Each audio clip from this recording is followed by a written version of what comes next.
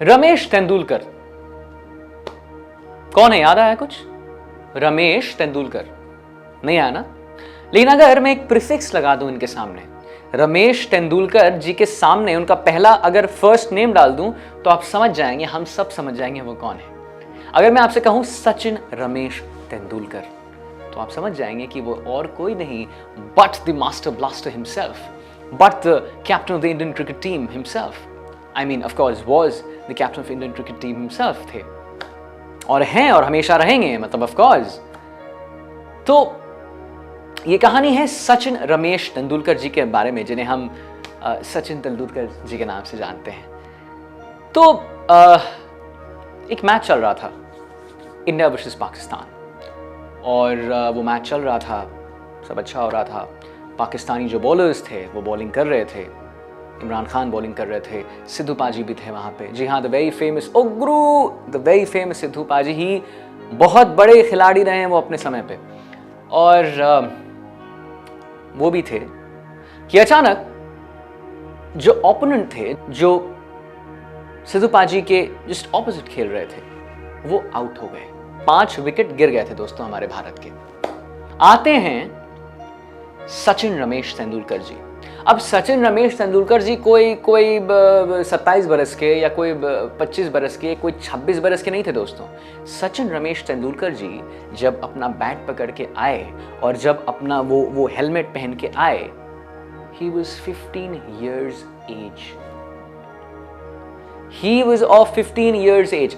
15.5 साल की उम्र थी उनकी। हम सब जानते हैं कि उन्होंने बहुत शुरू के ही अपने समय से उन्होंने क्रिकेट खेलना शुरू कर दिया था। इनफैक्ट मेरे पापा ने मुझे एक कहानी बताया था कि कैसे सचिन तेंदुलकर जी की जो मम्मी हैं, जो उनकी माँ हैं, वो उन्हें बचपन से ही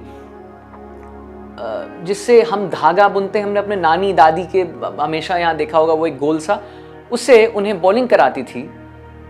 और उसके बाद उन्होंने एक बॉल से उनको बॉलिंग कराना शुरू किया और ये टक टक टक मारा करते थे। उनकी जो फोकस थी, उनका जो वो एक एकाग्रित था, वो बॉल की तरफ से उनकी नजर ना हटने वाली, उनका तब से मेंटेन हुआ था दोस्तों।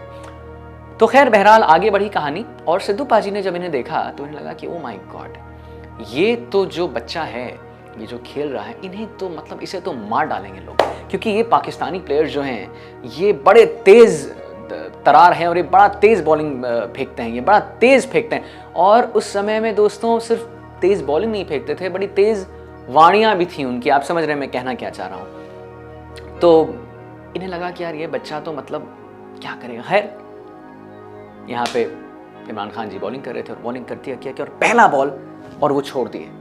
इतनी स्पीड, इतनी स्पीड कि उन्हें दिखाई नहीं बॉल कि मतलब क्या, कहाँ, हेलो, बॉल कब फेंका तुमने भाई, ball out. Second ball bounce किया, वो फिर रुके, नीचे गए। सिद्धू पाजी को लगा कि अरे यार मतलब मुझे बहुत डर लग रहा है यार, ओहो मुझे बहुत डर है कि नहीं छोड़ेंगे इसे, ये नहीं छोड़ेंगे, इसकी कद उतनी बड़ी नहीं है अभी फिलहाल, 15.5 साल का बच्चा है, नहीं छोड़ेंगे यार ये। तीसरा बॉल दोस्तों, और शाह उनके नाक पे लगी। किनके? सचिन रमेश तेंदुलकर जी के नाक पे लगी और उनकी नाक फूट गई और टूट गई और खून आने लगा, तर खून बहने लगा। वो जो पूरे व्हाइट टेस्ट मैच चल रहा था, जो पूरे व्हाइट कपड़ा उन्हें पहना था, ब्लड से वो पेंट हो गया, ऐसा लग रहा था। सिद्धू पाजी गए, सब आया, स्ट्रेचर आया। तब के समय में ऐसा आज की तरह एडवांस्ड चीजें नहीं होती थी कि भाई इंजेक्शन लगा दिया, ये लगा दिया। बहुत सिंपल आइस पैक होता था, आइस पैक उनको लगा, पट्टियां बांधी गईं और स्ट्रेचर पे ले जा रहे थे। सिद्धू पाजी को बड़ा बुरा लगा। सिद्धू पाजी को लगा कि अरे यार मतलब मैंने सोचा कि तभी सिद्धू पाजी ने बताया है, और ये सिद्धू पाजी का खुद के कहा हुआ है, एक स्टोरी भी है दोस्तों। उन्होंने बताया कि मुझे एक आवाज़ आई जब उन्हें स्ट्रेचर पे ले जा रहे थे, और वो आवाज़ थी, मैं खेलेगा, मैं खेलेगा, मैं खेलेगा।